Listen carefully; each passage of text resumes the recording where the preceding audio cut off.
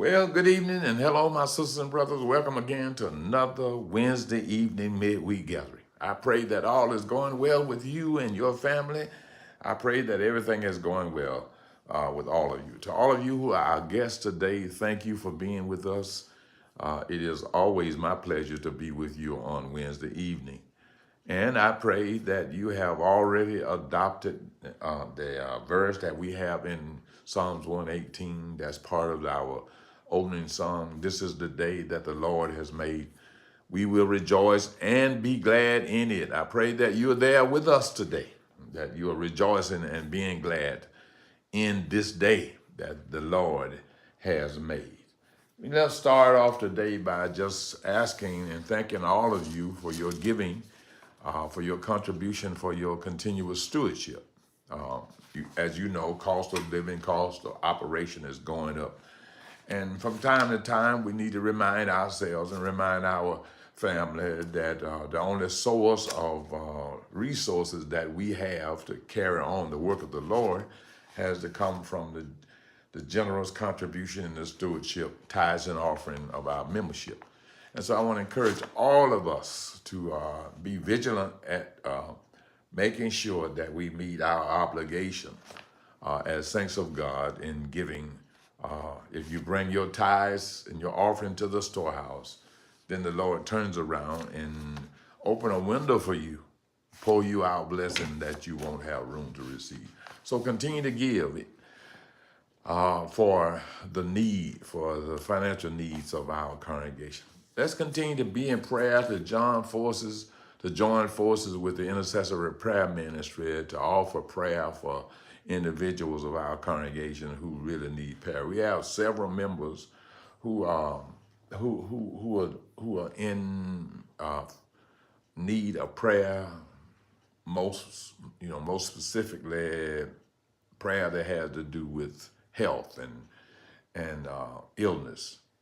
Obviously, there are many others who need prayer when it comes down to obtaining those resources to carry out life, to pay the bills and do those things.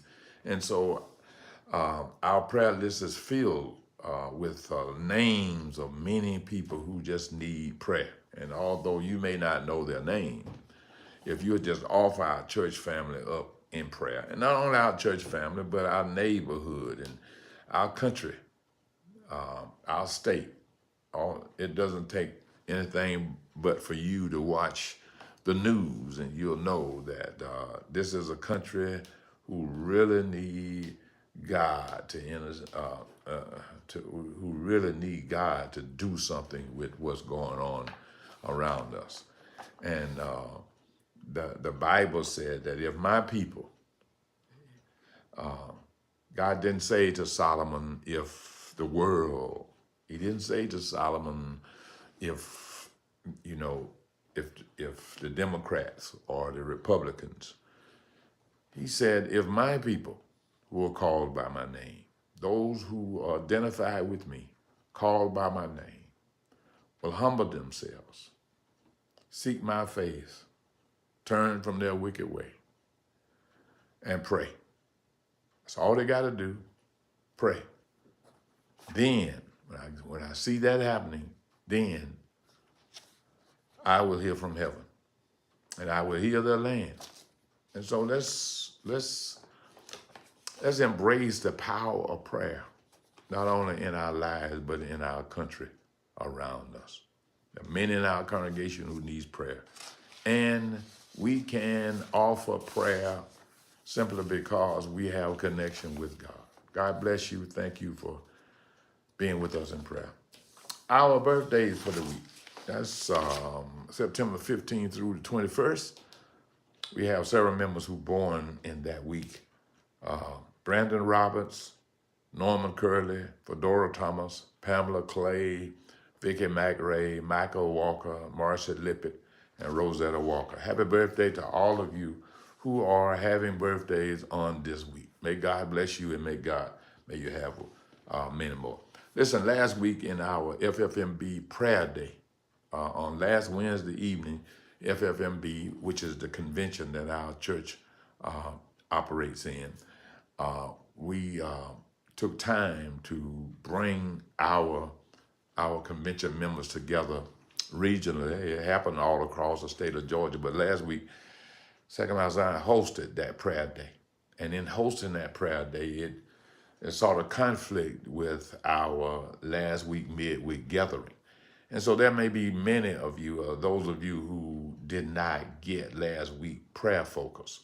And so what I'm going to do this week, or what I've asked media people to do this week, is to rebroadcast that biblical focus out of St. Matthew. And so if you happen to have been with that biblical focus on last week, then it's going to be the same. But there's going to be many of you who did not get in the biblical focus last week because you were in tune with the FMMB prayer night. And so we'll be redoing that today, rebroadcasting today.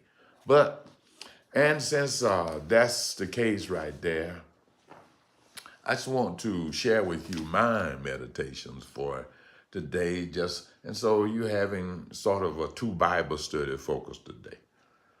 At the end of this preliminary presentation last week, Bible focus will be attached to it, and what you'll get again is last week Bible study. But today, 1 Peter 5:8, be sober, be vigilant, because your adversary, the devil, is walking about seeking who he may devour. Satan and his imps, like the internet, is scanning our brains, scanning our lives, and seeking who he may devour. Always looking for opportunities to discourage us, always looking for opportunities to defeat us, always looking for opportunities to speak negative words in our ears, always looking for an opportunity to arouse our anger, our disappointment, always looking for opportunity to make us surrender, to stop trying, to stop working, always looking for robbing us of that. Satan, his objective is not to give us a bad hair day, make the scales wrong. That's not his objective. His objective, here it is in John chapter 10. The thief cometh, but to steal and to kill and to destroy. Always trying to rob us. Jesus says, but I come that you may have life. And you may have it more abundantly. So he's always out to rob us of abundant life. His aim is to rob us of our happiness. His aim is to rob us of our contentment, of our peace, of our love, all the things that give us life abundant, more than just breathing, but life abundantly. Like I said, like the internet, he's scanning us all the time. He's scanning our emotions. He's scanning our thoughts, scanning to see what he can do. Anytime he runs up on any disappointment you may have in your life, any failures, any anxieties, any diagnosis, bad diagnosis, any conflict, anything that cause our feelings to be hurt, any crazy notion, any thoughts that as human we gonna have, any need that need to be met but you can't meet them, he speak to those thoughts and he speak through those thoughts and those realities and those emotions. And his speaking is never encouraging. It's always dire. Always project the terrible end or the terrible outcome. He makes it sound like we are the problem and we are the cause. And if you had done that, you should have done that. And all of that kind of stuff. And he makes it sound so dire, so impossible, so hopeless. He makes it sound so convincing. That's life for you. It happens when you get bad news or when you run into bad situations or when you experience failure and hurt and brokenness. Satan starts speaking into our spiritual psyche and tell us how bad things are. There are biblical verses that every saint ought to adopt in their own personal lives. Many verses sound good. 23rd Psalm, the Lord is my shepherd, I shall not want. He maketh me to lie down in green. What a beautiful verse. And it's real too. But there are some verses that speaks to our faith, because that's what you need to deal with these Satan and his imps who comes after you in difficult times, in troubled times. So you need verses not just to memorize, not just to reflect upon, but you need Bible verses that you can quote. Not only quote, that you can stand on. Bible verses that are foundations of your faith. And so I want to give you one today, or give you a context one today to do that. It comes out of chapter 8 of the book of Romans. It's one of my favorites, but it's a very powerful context that Paul talks to us about. And the subject or the catchphrase or the power phrase is these things. These things. So he does not identify any specific thing. He just said these things. And the reason why he does not specify any specific thing is because none of us deals with the same thing. None of us deal with the same problem. If it ain't a health problem here, it's a financial problem here. If it ain't a financial problem here, it's a relationship problem here. If it ain't a relationship problem here, it's a family problem here. Just problem. If it ain't on your job, it's at your home. If it ain't with your friends, it's with your family. And Paul have put them all in one bag and called them these things. So that's the catchphrase of these things. In Romans chapter 8, verse 31, what shall we say to these things? These things. You know what I'm talking about. Look in your bag. Look in your these thing bags. And that's what he's talking about. What shall you say to these things? What shall you say to being broke and ain't got no money, but you need to pay your bill? What shall you say to these things? That you've been diagnosed with an illness that is most often terminal, and you got to go through some kind of treatment. These things. What if you're already halfway through the treatment and you're just not feeling good at all and it's just kind of bearing down on you? These things. What if you've gone to the doctor 2 or 3 times for the same thing and they can't tell you what's wrong with you? These things. What shall we say to these things? Aging, health decline, these things. Deteriorating relationship in your marriage, in your relationship. These things. Children just seem to not be on the right road. What shall we say to these things? I can go on and on and on. Just look in your bag. Look in your bag. And when you look in your bag, you'll see these things. And here's my point here. Here's a faith that does not speak is a powerless faith. A faith that does not speak. If you got a faith and it doesn't say anything, it doesn't speak when the devil speaks to you, it doesn't come back to you when the devil come at you, it's a powerless faith. Because your faith has got to have the ability to talk to you. Your faith has got to have the ability to speak in your ears while the devil is speaking in your ears. Your faith has to be able to respond. And so when Paul asks the question, what shall we say to these things? Listen what he said. If God be for us, who can be against us? The same one who did not spare his own son, how shall he not so freely give us all things? This is faith talking. If God be for, who shall?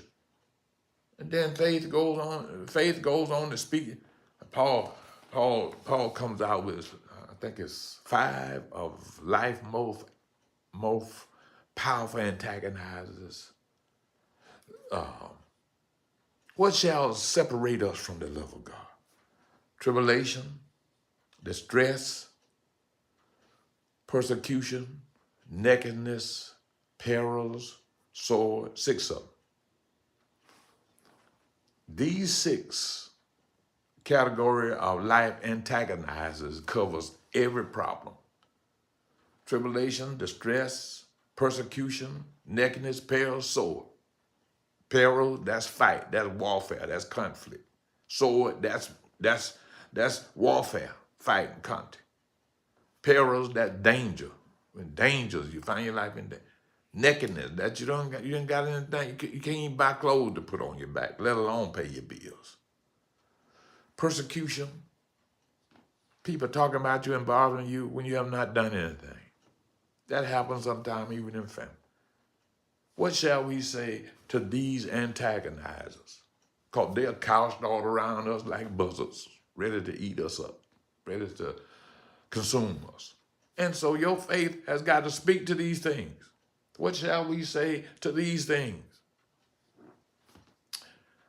And then Paul says, if God be for us, that's the first thing I got to say. Can't nothing you think can do.